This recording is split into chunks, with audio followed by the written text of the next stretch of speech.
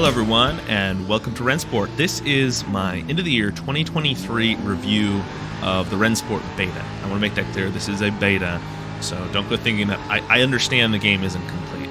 I was doing an online part of the holiday set of races in Rennsport, and this is a race around Orchard Grove, and it's just a fantastic circuit actually. It's by Legion of Racers, and they've worked with Rennsport to bring this as a community track. So I'll talk more about the state of the game, but right now we're at the start here. We're driving the BMW GT3 car in the game, which is my favorite of the GT3 cars. We've started in 5th. We've fallen back off the line to 6th. I try to go around the outside here. I'm able to hang it so far. I have the lead.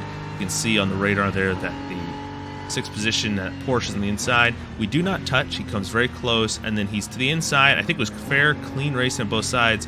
Unfortunately, you're going to see here, he loses it and ends up hitting the wall there.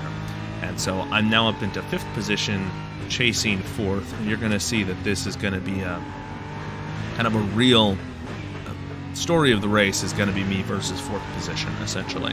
Only 7 cars. The lobbies weren't necessarily huge in some of these online races, although I think sometimes they get over 12, 13 or so, racers, just depending on kind of the races being held.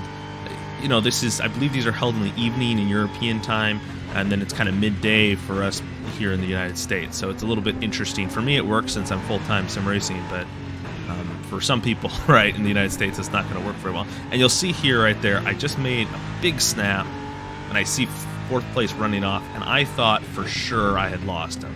And so we're fast-forwarding here, and I was just like consistent laps, trying to hit my markers, trying to see if I could bring him in. I was qualified behind this guy, but not too far. So I was thinking, okay, if I just hit my markers, maybe he'll make a mistake and I'll get caught up. And really, it was just a clean lap that got me within kind of back to where I was, striking distance, right around the time. So you're just making sure to hit those curbs. The GT3 cars and the curbs, you can use them. It's not quite like I said, of course, Competizione. You can be a little more aggressive. And that's one thing. I'll talk about kind of the physics model now. As you see, I've caught up. The physics are, in my opinion, somewhere between, I guess, or in the race room direction. Maybe not quite like race room as they've been updated, but kind of in that direction. A little bit R Factor 2-ish, maybe between R Factor 2, set of course Competizione. What I'm saying is maybe they're not quite as forgiving as some titles, like a good example is maybe Automobilista 2 or R Factor 2, where you can really throw the cars in. You can have crazy amount of slip angle on the tires, practically drifting the thing through the corner and still save it.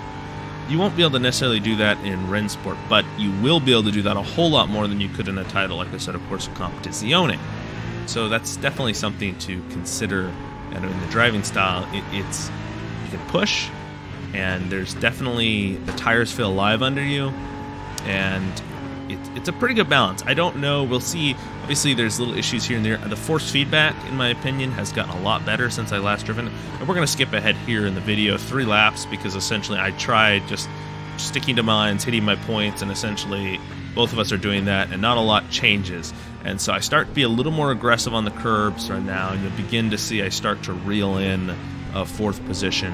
As I start to be more aggressive, I start to feel more comfortable in the BMW and just generally with the circuit as well. And yeah, so I think overall the force feedback's improved. We have, in my opinion, I think the physics have improved, although I am driving the BMW right now, and that was my favorite car. I felt that car felt pretty good even last time I reviewed Rennsport in that earlier state several months ago. We also have the new touring cars, which I think feel fantastic, maybe some of the better cars in the game driving-wise. And so those 2 cars are great, and I really enjoyed throwing those around this track. And I was going to put a video up of the touring car races, but they just were not very exciting, and this race turns out to be a lot better. So this is the one I wanted to put up. Yeah. And so I would say Rennsport's definitely making progress. I know they put out a lot of early access codes for people to try the game and to get in the game, and I'm excited to see. I think the positivity around the game is starting to grow, which is great. As someone, who Authentic Simulation, for example, my company, one of my companies, is, connected to Rennsport. We have a partnership, and you're going to be seeing some of our content coming to the title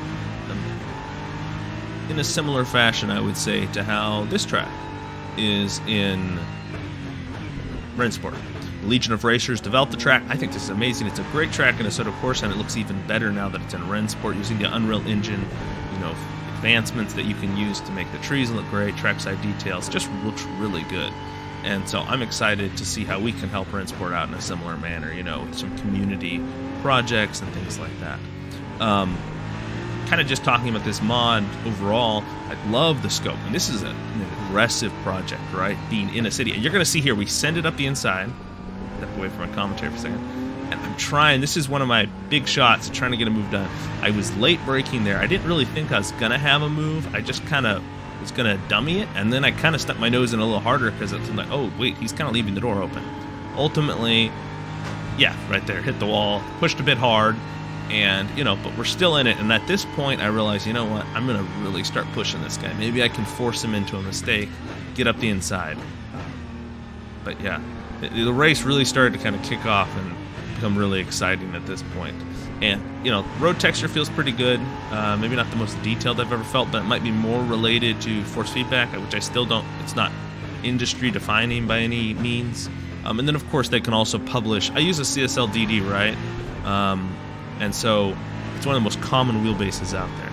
So you would think that at some point they're going to publish some force feedback guides and things like that for wheelbases, and then we'll really get to see how the game feels. So, but yeah, back to just Legion's Racers' work on this track. Very big project to take on with all the details and all the buildings, but I think it came out great, and it also gives something that I honestly think is a little bit of a statement piece. They now have Daytona in Rennsport as well. They have several other tracks they've added, and I think this one and probably Daytona, and they also have Spa, these are all great tracks, but they're in a lot of different games. This track isn't. And so really this is the first thing I've seen in terms of content that really makes them stand apart. Maybe also the touring cars, that's a little bit unique as well. And that's something that Rennsport needs to start looking at is, in my opinion, more historic content, which they have yet to have released anything. And, just generally more content that you don't find in other games. It's interesting, too, because it seems like they've tried, Rennsport, I was thinking about this the other day, Rennsport is trying to take the best things out of, lots of games, like the multiplayer features of iRacing, the, physics, perhaps, of something kind of in the direction of R-Factor 2, but Assetto Corsa Competizione, because those are, beloved for different reasons. We're talking about having the accessibility of almost a race room model where it's free to play, but then you got to buy some content. I don't know if there's going to be some sort of subscription in there, things like that, but generally, right, and then also too just having the mod support of like Assetto Corsa with tons of additional content. Right now we're seeing that through kind of these official community projects, and so it's just kind of like they're going for everything. I don't know if it'll work. It's an ambitious task, and we'll see. We'll see if Competition Company and the team can pull it off over there. But this project here makes me hopeful. So excited to see that. I could nitpick some little things about the track. I don't want you to think it's like perfect, especially if you zoom out and run around up top. You'll see some texture issues and stuff. But like I said, still in a beta, plenty of time for them to revisit and continue to improve this track as well as the rest of the game. And really excited to see. So you're going to see here we're now on lap 11. We have 1 minute and 58 seconds left, and so just really trying to find a way past. You'll see we've started catching up to the car ahead, third position, and so now I'm beginning to wonder if, is there a chance at a podium? Are these guys going to start fighting? You'll also notice behind me in the mirror, there's sixth position is starting to also get in on the battle. So this field right here is starting to collect. And I will say this, and this is something I've noticed about Rennsport, and it's the same with kind of their esports series. It is very difficult to pass. And I don't know why that is exactly, but I will give some theories. One, I'm not sure tire degradation is versus tire, the dynamic of that. It's people being able to save tires, people using up their tires and actually like pushing on the tire, giving you an advantage versus then later there being a pretty good drop off. I don't know if there's much tire deg. I don't know about tire heating. So I would say it potentially has to do with some of the tire model. Because if you're pushing harder and your tires get warm and then you have to back off, that gives an opportunity for someone who's been your slipstream maybe also been easy in not wearing their tires to suddenly then have an advantage, tire life advantage. That's something that I think could be an issue. I also, and this is something I felt very much in this race, I feel like the draft should be stronger. And I get, like, we don't want to go for some arcadey type drafting. And I'm outside here. This was where I thought I was going to get the move done. Outside of this car, I made the move. I was giving it plenty of room, but I turn in, and I just couldn't get the power down exactly right. Plus, sixth position was right on my tail. So I'm still thinking maybe I got a shot. We got one more lap here. Try to carry as much speed, slowing down early and then powering through, but get a little wide and I have to back off and I lose my momentum. And at this point, I was like, probably don't gonna have a chance unless something happens here, but I'll brake late. Got a car looking to my inside, backs out, hit the curb real aggressive, drift wide. I'm on his bumper again, and then you'll see right there, and we'll slow it down and do a replay here for you. You'll notice he's inside of me. He never was ahead of me. At most, he got alongside, hits in, and I know I was turning in, so it's not like he was turning into me. And so in a street racing scenario, I think that's all fair and love and war type of scenario. That's just racing.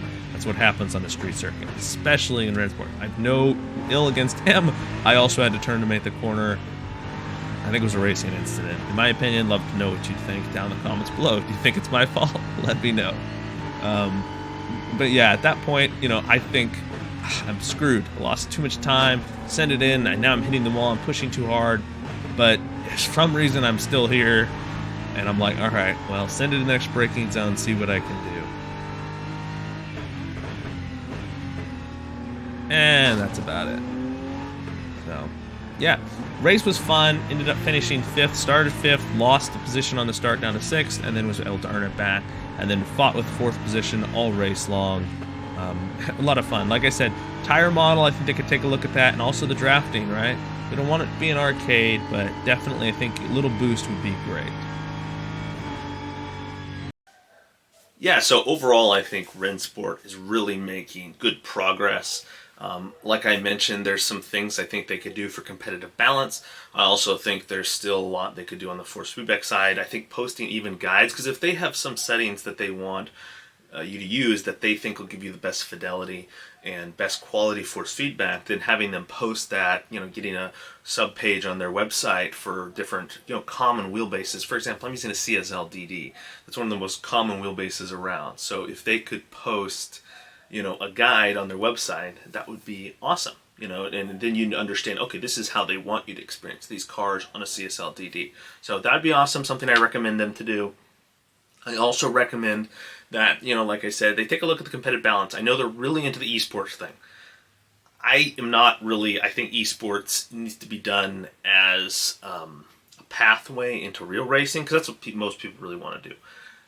Or in and of itself, having just fun events for more of the casuals and the fans who they're not really that interested. The people that are really that hardcore into esports would in a moment take a real racing seat. And as long as that exists, I don't think esports is the way to go.